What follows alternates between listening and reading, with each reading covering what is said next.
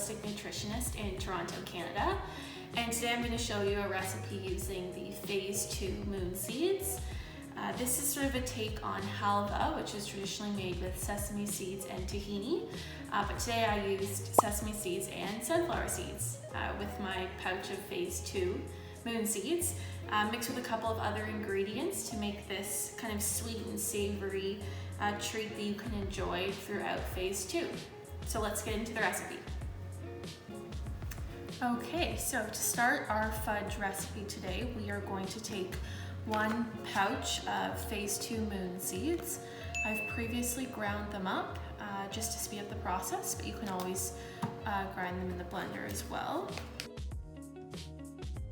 So to our food processor, we are next going to add a 1/4 cup or 4 tablespoons of coconut butter.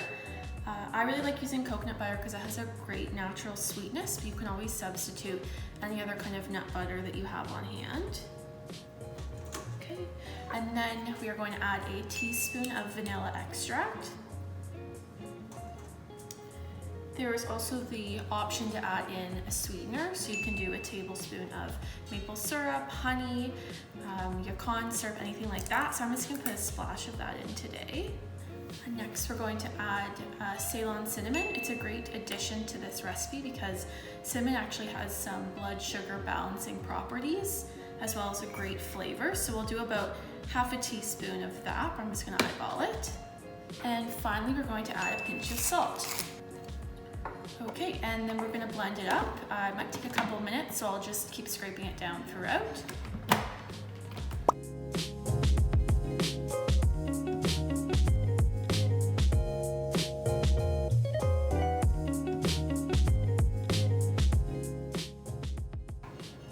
Okay, so I had this blending for about 10 minutes or so, and I kept scraping it down throughout. It's similar to making a nut butter of any kind, where it just takes a little bit of time for the oil to be released from the nuts or seeds so that it can start to break down and create more of a paste. Next, what we're going to do is add about 1/4 cup of hemp seeds. And then I have 3 dates finely chopped up. And this will just help add a little bit of extra texture and flavor to these once they're finished. And you can really add anything you like here. So dried apricots would be really good, pistachios, anything like that. So we'll just mix that all together. So now I'm going to grab my mini muffin tray and I'm going to divide this into equal portions and fill up these containers.